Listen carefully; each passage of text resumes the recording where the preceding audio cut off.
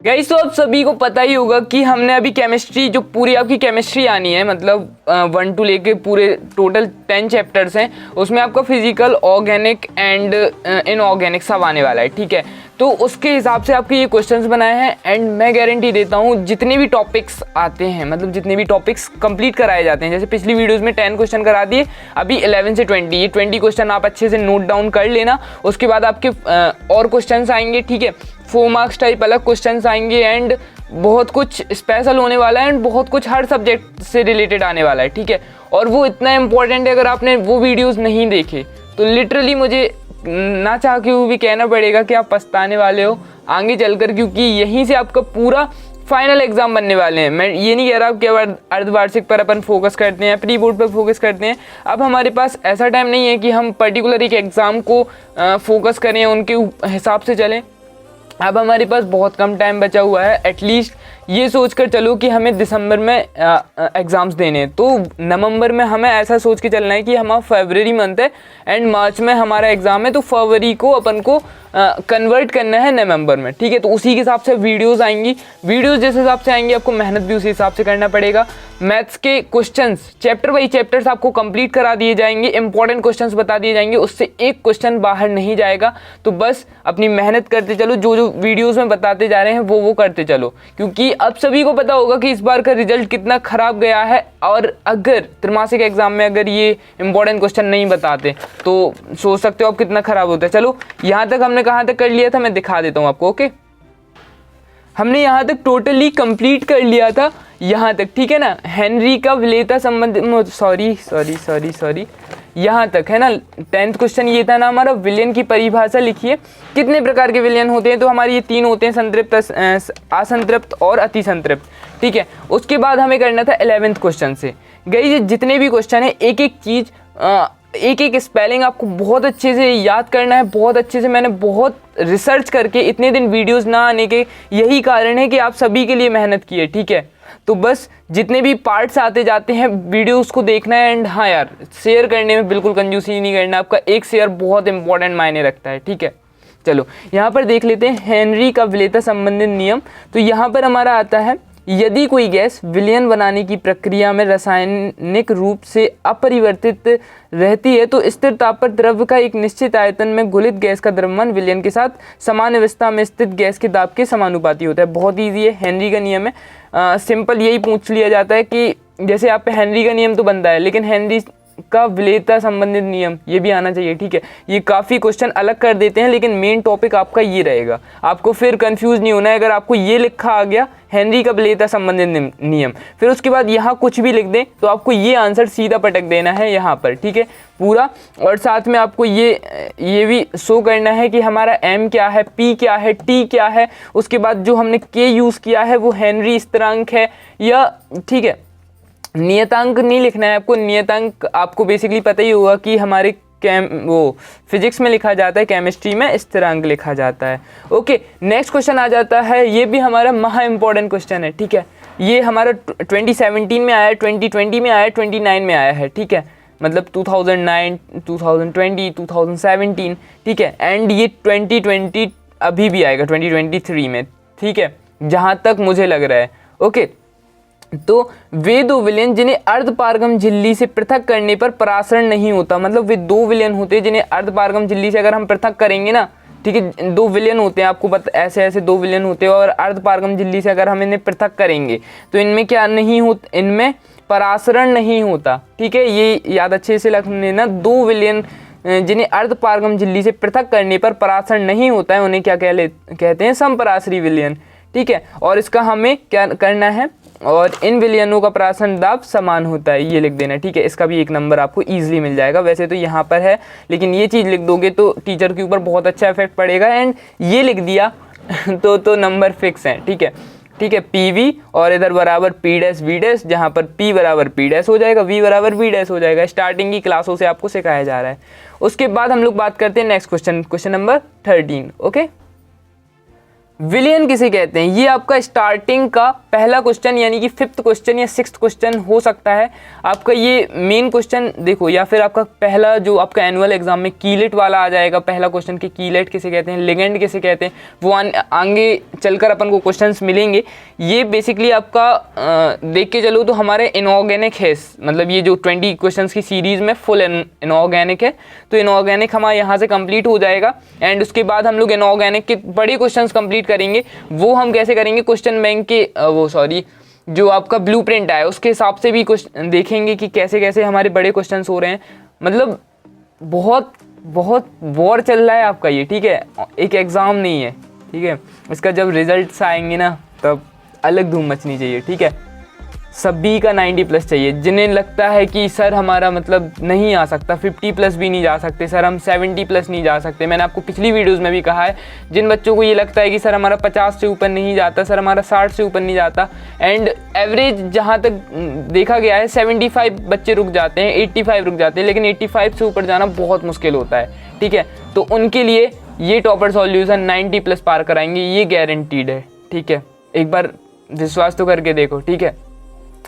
अभी तक आपने इतने साल जो पढ़ा है वो उससे थोड़ा हट के पढ़ना है। कैसे पढ़ना है, जैसे अभी आपने ये क्वेश्चंस पढ़ लिए, इनको पढ़ लिया, याद हो गया, उनको लिखना है, ठीक है। बेस्ट ट्रिक है, जो लगता है कि याद करके भूल जाते हैं, ये बेस्ट ट्रिक है, ठीक है। विलेन किसे कहते हैं, टॉपिक पे आते हैं, ठीक है। विलेन किसे कहते हैं, 2 या 2 से अधिक पदार्थों के समांगी मिश्रण को जिसका संघट्ट कुछ सीमाओं तक परिवर्तित कर दिया जाता है। मतलब 2 या 2 से अधिक जो पदार्थ हो जाते हैं उनके समांगी मिश्रण होता है जिनका संघट्ट कुछ सीमाओं तक परिवर्तित कर दिया जाता है। ईजी है ना। इसके और भी डेफिनेशन है, या 2 या 2 से अधिक पदार्थ का समांगी मिश्रण विलेन होता है। कुछ लोग ऐसे ही लिख देते हैं डायरेक्ट, लेकिन ऐसा नहीं होता है, ठीक है। इससे रिलेटेड कुछ एक्स्ट्रा क्वेश्चंस भी बनते हैं कि विलेन के 2 घटक बताइए, क्या पता इसी में ऐड कर दिया जाए। तो हमारे 2 घटक कौन कौन से होते हैं, एक होता है विलायक, एक होता है विलेय, ठीक है। ये 2 घटक होते हैं। तो विलायक कौन सा होता है, वह पदार्थ या घटक जिसमें विलेय के कण वितरित होते हैं विलायक कहलाते हैं। और विलेय विलायक का वह घटक है जो अल्प मात्रा में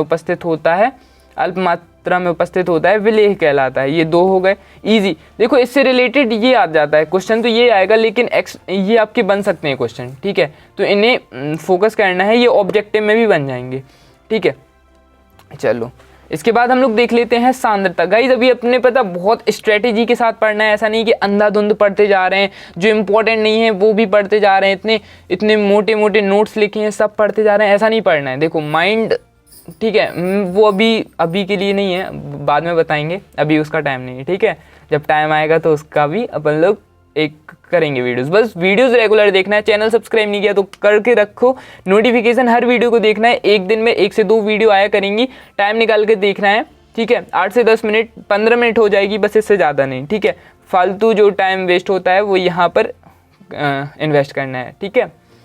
सांद्रता के आधार पर विलयन का वर्गीकरण कीजिए। तो सांद्रता के आधार पर विलयन 5 प्रकार के होते हैं। एक होता है सांद्र विलयन, एक होता है तनु विलयन, और फिर जो अभी आपको बताए थे 11वें क्वेश्चन में संतृप्त, असंतृप्त और अतिसंतृप्त, ठीक है। ये इसी में आते हैं, मैं आपको यहाँ पर दिखा देता हूँ, ये वाला, ठीक है।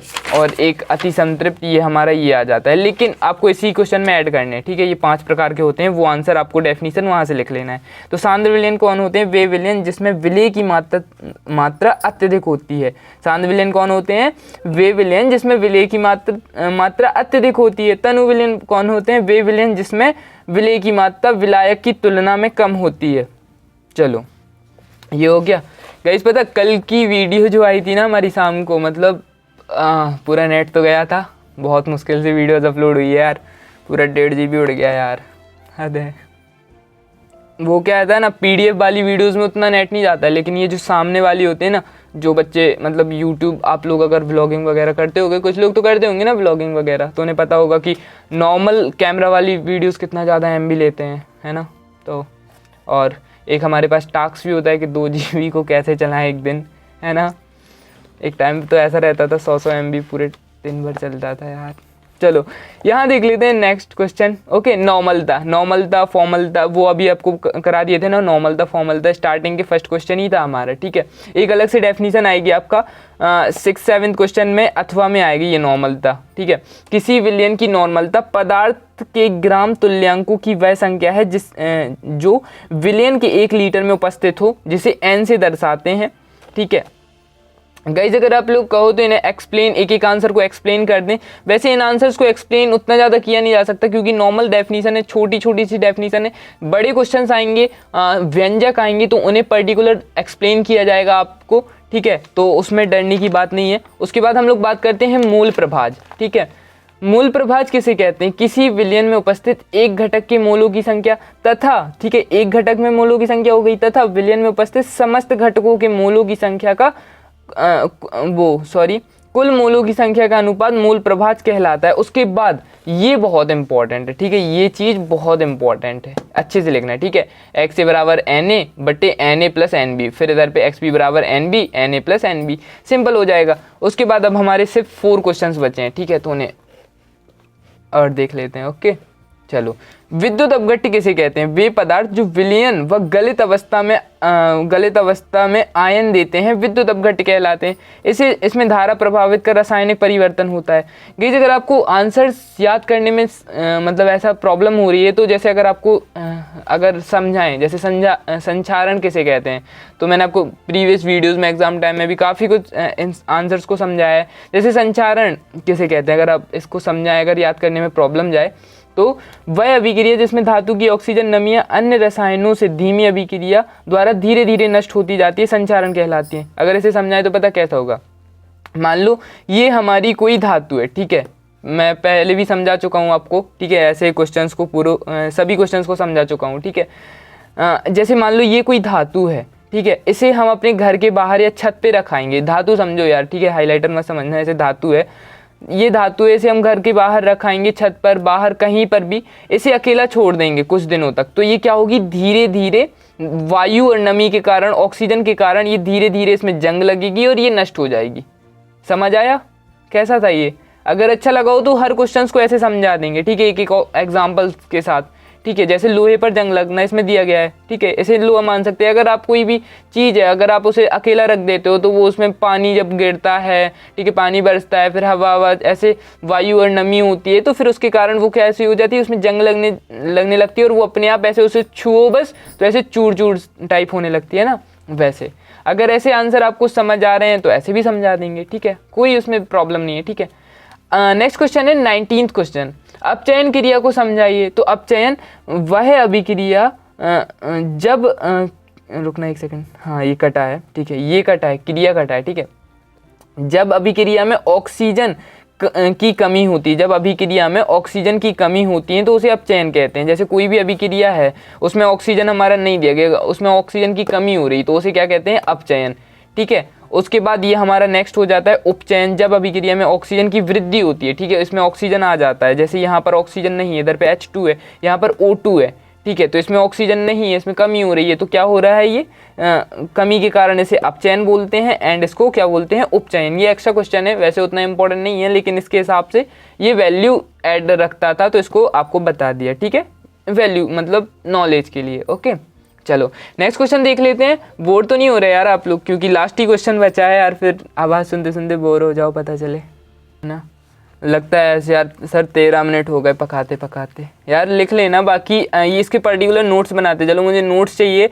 बिल्कुल भी अगर वीडियो कहीं समझ नहीं आता, कहीं से दिखता नहीं है तो रिवर्स करो, फिर से देखो, आपको क्लियर समझ आ जाएगा, ठीक है। अब अगली बार से अगर आप लोग बोलो तो डेफिनेशंस को, जैसे वो संचारण समझाया वैसे हर किसी डेफिनेशंस को पर्टिकुलर समझा दिया जाएगा अगर आप सभी कहो, ठीक है, लेकिन उसमें थोड़ा टाइम जाएगा है ना, मतलब लेट भी होगा, तो ठीक है कर लेंगे, ठीक है, कोई ना कोई रास्ता में निकाल लेंगे। इस फिर हम लोग अपना नेक्स्ट क्वेश्चन देख लेते हैं। विशिष्ट चालकता की परिभाषा व इकाई लिखिए। तो किसी विद्युत अपघट्य में 1 घन सेंटीमीटर विलयन की चालकता को विशिष्ट चालकता कहते हैं। क्या है, किसी विद्युत अपघट्य के 1 घन सेंटीमीटर विलयन की चालकता को विशिष्ट चालकता कहते हैं, जिसे कप्पा से प्रदर्शित करते हैं।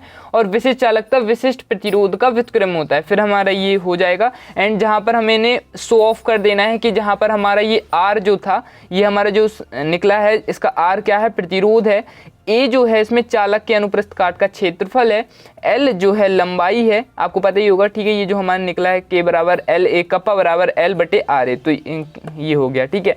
फिर यहाँ पर हमारा होगा के बराबर एल बटे आर ए, तो यहाँ हो जाएगा सेंटीमीटर बटे ओम इंटू सेंटीमीटर, तो क्या बन जाएगा हमारा 1 बटे, यहाँ पर और देख लेते हैं क्लियरिटी से, 1 बटे ओम सेंटीमीटर एंड उसके बाद ओम इनवर्स सेंटीमीटर इनवर्स बराबर ओम इनवर्स सेंटीमीटर इनवर्स, ऐसे लिख लेना आप लोग, ये ज़्यादा अच्छा इफेक्ट करेगा, ठीक है। अच्छा हाईलाइट मतलब ब्लैक पेन से या ब्लू पेन से लिख देना एंड ब्रैकेट में बंद कर देना, ठीक है। इस पूरे को ब्रैकेट में बंद कर देना, ठीक है, इसको एंड इसको, ठीक है। ये हमारे गाइस पूरे कंप्लीट हुए एंड अब इसके बाद आपके और भी क्वेश्चंस आएंगे। अभी तो केमिस्ट्री हमारा इतना कंप्लीट कर लो आप, मतलब इतना आपने अगर कंप्लीट कर लिया तो आप ये सोचो आपका 30% हो गया है, ठीक है। उसके बाद हम लोग अभी लॉन्ग क्वेश्चन भी देखेंगे। ये इनऑर्गेनिक हो गई है अपनी, इनऑर्गेनिक पूरी भी नहीं हुई है, 80% समथिंग समझ सकते हो आपकी इनऑर्गेनिक हो गई, 20% वो कंप्लीट हो जाएगी। आप कोर्स की दिक्कत नहीं करो, हम लोग नवंबर में फुल आपको कॉन्फिडेंस आ जाएगा कि हम सर दिसंबर तक एग्ज़ाम देने के लिए तैयार हैं, समझ रहे। अगर पूरे वीडियोस देखे तो आप लोग ऐसे कॉन्फिडेंस हो जाओगे कि सर हम अब दिसंबर को एग्ज़ाम दे सकते हैं, हमारा फुल कोर्स कंप्लीट हो चुका है, ठीक है। वैसे बेसिकली दिसंबर हमारा टेस्ट सीरीज़ के लिए है, जो क्वेश्चंस दिए जाएंगे, टेस्ट वगैरह लिए जाएंगे और इम्पोर्टेंट बताए जाएंगे, मतलब फिर अपना रिवीजन सेशन चलेगा, ठीक है। रिवीजन इतना अच्छे से कोर्स रट जाएगा कि आप 3 घंटे का पेपर 2 या 2.5 घंटे में करके ईजिली आ जाओगे, ओके। तो ये वीडियो फाइनली यहीं ख़त्म करते हैं। वीडियो को जितना हो सके उतना शेयर करना। Thank you so much for watching, bye bye, love you all.